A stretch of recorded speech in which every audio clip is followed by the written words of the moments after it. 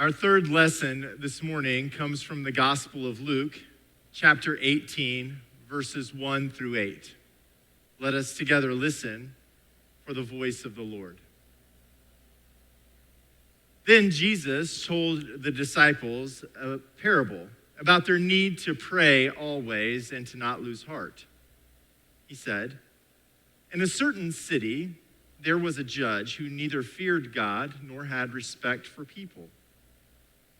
In that city, there was a widow who kept coming to him and saying, 'Grant me justice against my accuser.'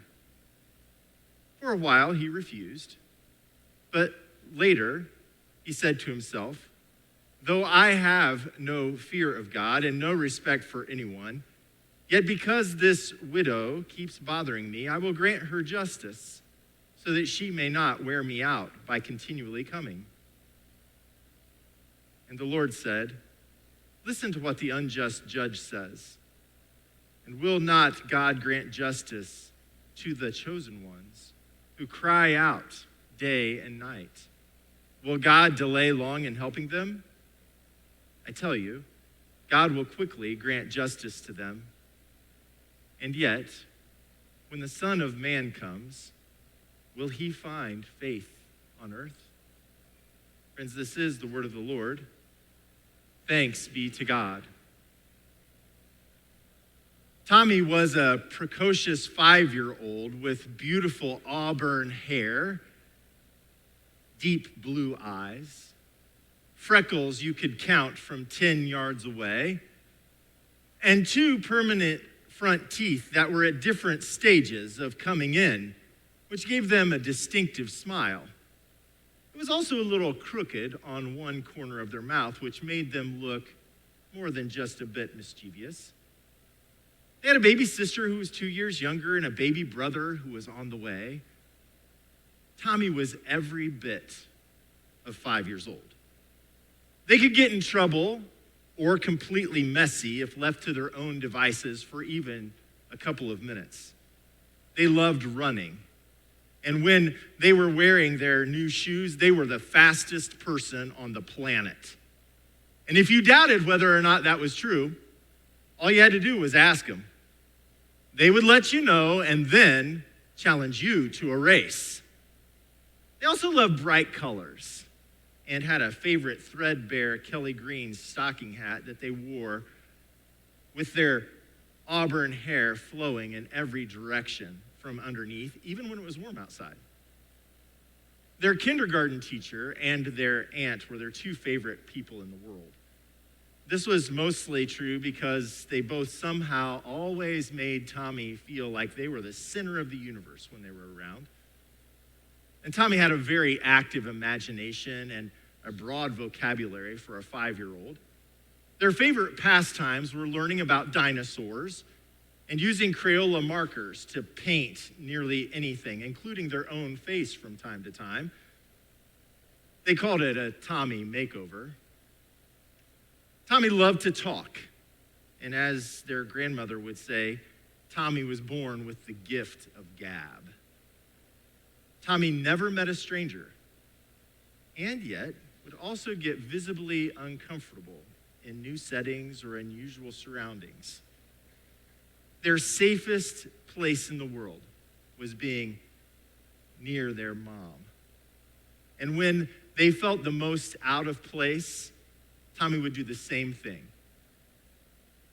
They would stand right behind their mom, tap her gently yet annoyingly on the shoulder, and quietly say, "Mom, Mom, Mom, Mom."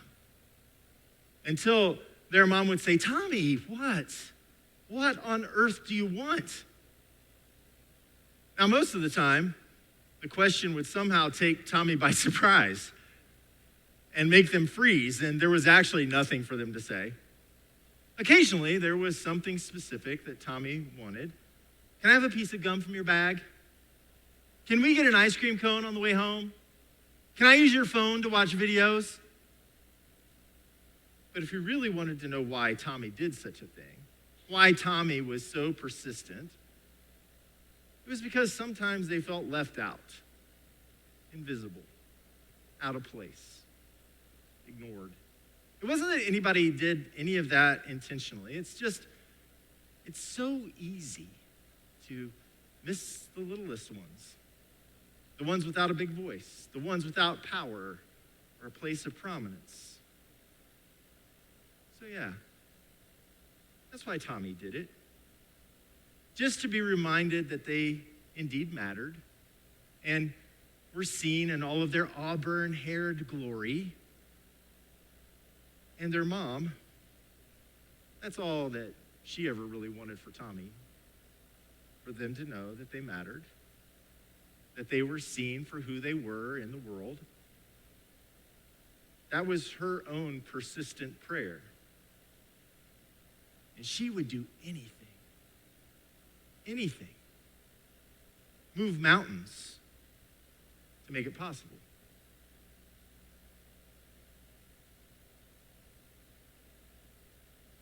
In our text this morning, Jesus tells a parable about persistence. And like many of his parables, we have a tendency to make them into an allegory. Those are two different things. Parables are designed to be relatively short and make one point, whereas an allegory is longer, and each individual character or situation represents someone or an abstract idea or a real-life event. The author of Luke tells us what the purpose, the one point of this parable is from their own perspective, right from the start. The author says that this parable is about the disciples' need to pray always and to not lose heart. The author has Jesus tell the parable of the persistent widow or the unjust judge. And now we have to be careful here because the persistent widow is not supposed to be seen as the disciples. And the unjust judge is not supposed to be seen as the divine. Neither one of those things would make sense. So the parable is that a widow, someone who lived on the margins of society in first century Judea, was facing some sort of injustice. We're not told what. And she was compelled to go to the judge, who we are told neither feared God nor respected people. She went there to settle her case. Now, it is curious as to why she needed to go to the judge and didn't have her needs met by her community, which was supposed to be one of the hallmarks of the ancient culture. Care for the widow, the orphan, the outcast. You hear it over and over and over again. But for whatever reason, this person's needs weren't being met. So she went to the judge, and she kept coming to the judge, persistently asking for him to take up her case. She just kept coming. And finally, even the unjust judge, who had no care in the world, relented and met her needs because, as the text can be read literally, he feared that she might wear me out and blacken my eye. Yeah, he was afraid she might actually slap him in the face. It's supposed to be funny.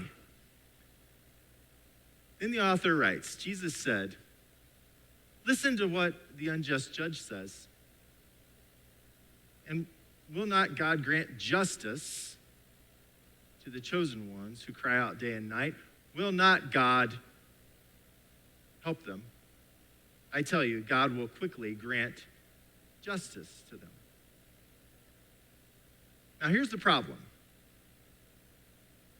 at least for me.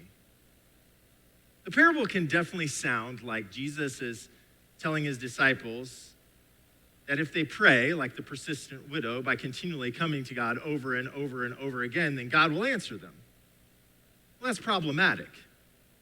Because, friends, you like me know, and frankly, many of you know this much deeper than I do. Prayers, no matter how fervent or how often we offer them, sometimes seem to fall flat, go unnoticed, unanswered. It's so easy to feel like we are constantly on the outside looking in, constantly knocking just to be recognized, heard. It's like we're poking God on the shoulder, gently saying, God, God, God. Only to be ignored. This is real. I get it. And I'll be the first to admit there's no easy answer to this question. There really isn't. The practice of prayer remains a mystery. I invite us to listen again to the end of the parable because I think it's saying something different. Jesus says, will God delay long in helping them? I tell you, God will quickly grant justice to them. Justice. That's what's being sought, not an answer. Justice. And here's the part of the story that I think we miss most often, at least I know I do. The author of Luke ends the parable with this question that seems to reframe everything about it, if we have ears to hear. Now remember, Jesus is speaking to his disciples, his inner circle, the ones who are supposed to get it, and we are just overhearing the conversation. It's to them that he says this. And yet, when the Son of Man comes, will he find faith on earth?